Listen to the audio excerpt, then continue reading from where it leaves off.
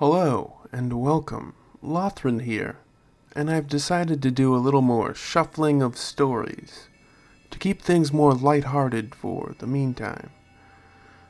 Brumble is going to be listening to this, and though he does routinely skip the intros, he likes to cut ahead, and, he can hear all of this if he wants, but usually he will just go forward. And while it will seem odd, this story is still to be considered a core story right from the heart of the Jakuls. Without further meandering, go grab a snack, settle into your favorite spot, get all nice and comfy, and listen closely to J-tok. How long have I been out? He rubbed at his oddly shaped, far too solid skull as he sat up. What the shit? What is going on? Why am I in a storage cell? You! He pointed a metal-tipped electronic finger at a basic engineering tech. Oh no. He noticed the form and function of his finger, the artificial nature of it, and everything fell into place in his mind. This is my project backup plan. Oh no, everything's gone. I've died, probably ages ago. Shit. He pulled his form out of the freshly opened crate, stepping out of the box to the shock of the gathered onlookers. Hey you! He pointed to a girl walking past the group, going on about her daily business. Hey! These buttholes won't talk to me! I thought I installed the language ciphers properly. Shit, I don't think anyone can understand me. The girl turned toward the commotion, noticing something was going on nearby. Whoa, she exclaimed, pushing her way through the knot of engineers staring up at the drone slowly making his way down to them. You woke one of the real ones up? No, it woke itself up when we moved the crate, Devore replied to Liara without glancing in her direction. It's speaking gibberish, but that's to be expected. We only arrived last year or so.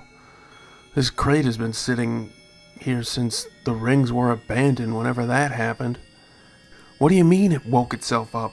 She asked, not really sure if that was even possible, yet seeing the result with her own eyes, and not really believing it. Just that, Devore replied. We moved the box out of storage and the top popped off like a shaken bottle of fizzy blizz. Then he wakes up and starts yammering. Now we have this mess to deal with on top of 100 other problems. Have you told the higher-ups? She asked. This is clearly something they should know about, as soon as possible. 1, it just happened, and 2, we're still figuring out the basic controls. We were unpacking storage when this occurred. Now everyone should get back to work. Nothing of import detected. Shoo, go on, get out of here. Devore began clearing this portion of the underrig of all of the onlookers and watchers, trying to make some sense out of his station. Oh hey, what's your name? The drone pointed one of his 2 fingers right at Liara. She shrugged, staring up at him. Everyone else repeated the gesture. None of them could still in any way understand what he was saying. Okay. Let me figure this out. I'm a bioengineer specialist. I'm really smart. This shouldn't be too hard. Let's see. Check my backup systems. No. He began summoning holo displays in the same untranslatable ancient gibberish he was speaking in. No, this one's promise. No. Here we are. Bad driver. Can you hear me now? They all gaped, the crowd surrounding him, their jaws as wide as they would go. They heard him. They understood what he was saying. Oh yeah, you can hear me. Name's J-tok, or just J-tok, or J, I'm not really keen on anything more. There's a lot more to my name, but let's just keep it simple and short for right now. Where is the interesting shit? Where do you keep the interesting shit? I'm pretty bored right now. I need to take him upstairs. Liara grabbed his hand and stole him from the engineers crowding around him, dragging him to the path that led to the upper rings. Goodbye! He waved at the men, now staring after his passage. They were nice, but you're fun. I'm glad you dragged me away from them. I don't really like people who are too quiet or too inactive. You, though, you seem like a fellow troublemaker, just like I am. Liara glanced back his way, noticing the broad smile sweeping across his face, and struggled to keep one of her own at bay and actually failed in the process. Eventually they came to the boundary between the lower and upper ring surfaces. Stepping forward with a great sense of trepidation, Liara felt her sense of comfort contort and twist in upon itself, lurching as her feet found the true bottom of reality once more, and her mind danced and whirled trying to figure out which truth had been more real, the underrings upward facing down, or now down really being down once again. The confusion set her whirling, pacing, not being sure what had ever been real. Hey, close your eyes. Take a minute. No need to trip yourself up. Calm down. Let it all just pass through you. J-tok steadied her as she wobbled about. You're very well shaped and proportioned, but the transition screws with everybody, unless you're a robot, of course. He commented as matter-of-factly as anyone could have ever done anything at all while supporting her from her lower back and moving his hand ever lower down her spine.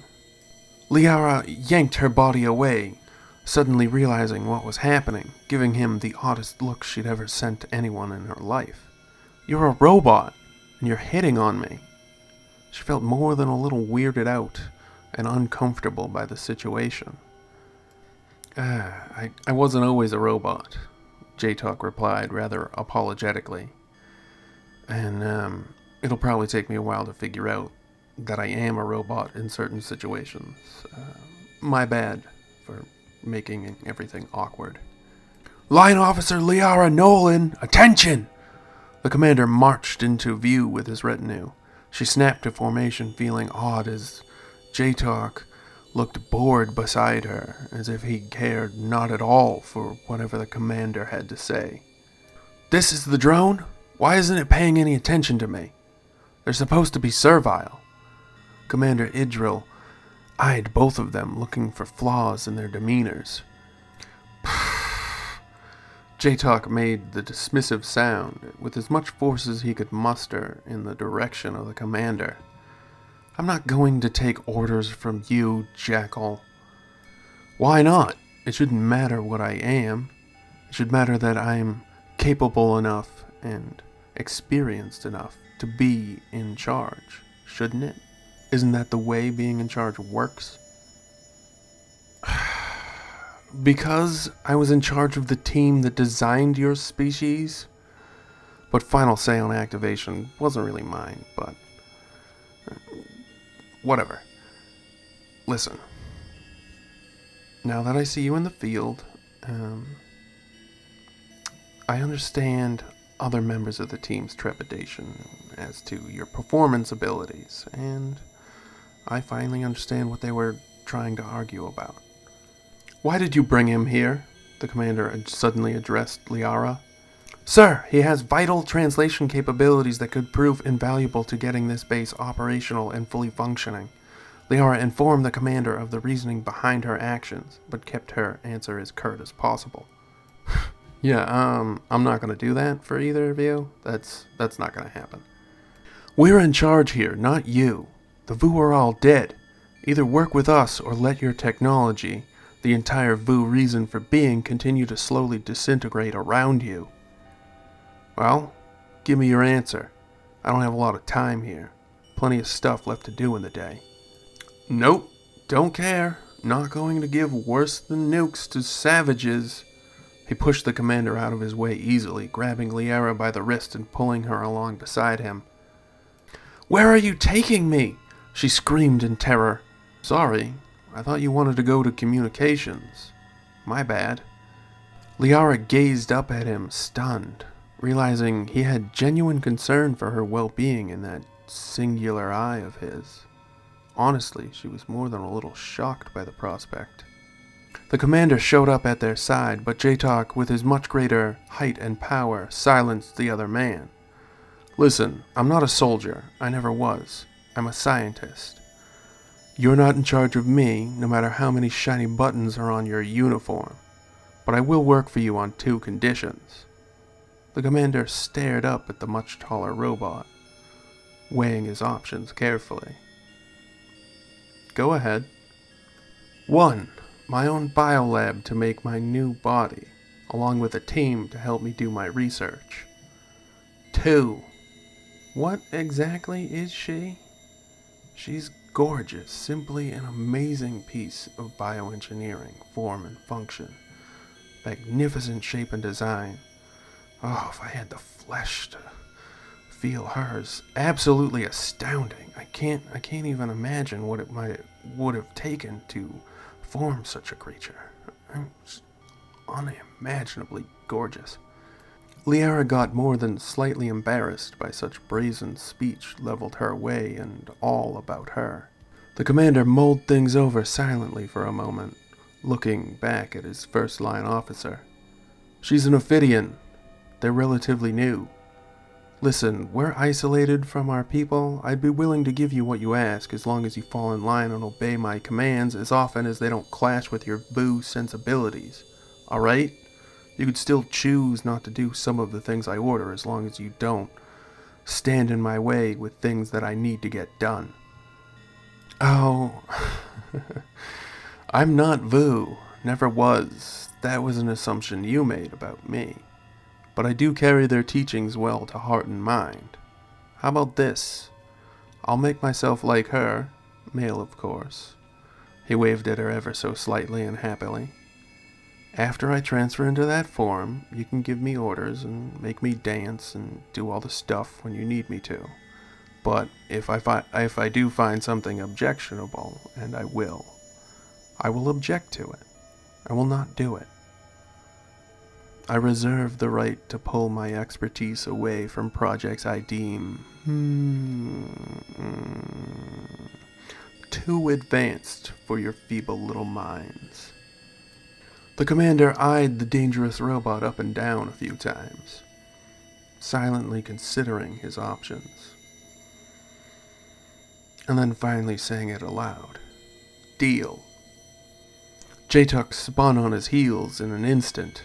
I'm off to the West Branch where you have all of your meager medical supplies set up. Don't worry how I know, just know that I do. Good luck with your whatever and all that. Oh wait, he spun back. What's your name? He pointed to Liara, the only person that it seemed able of holding his interest for more than just a moment or two. Liara, sir. She spoke much more hesitantly than she had in such a long while. Errant, miscreant emotions stirring in her stomach in the eeriest and most confusing manner. It's just J or J-tok. Never sir. He strode off, humming a happy tune, leaving the younger races to stare off after his oddness. Such a strange one this J-tok was. Such a strange one. And so it is once more. We have come to the end of our time together. I'm Lothran, and this was J-tok. Another story right from the heart of the Jackals. This one may seem quite a bit off, but trust me, I'm an expert in these matters. It is a Jackal story. Quite old as well. And with that tidbit, I steer you toward Brumble and his well-honed extra skills. Brumble, take us out. Good night, everyone. Leave your comments and questions down below. Like and share to help us grow. And feed a hungry Brumble. That's me. And don't forget, we encourage each and every one of you to stay safe out there. Goodbye.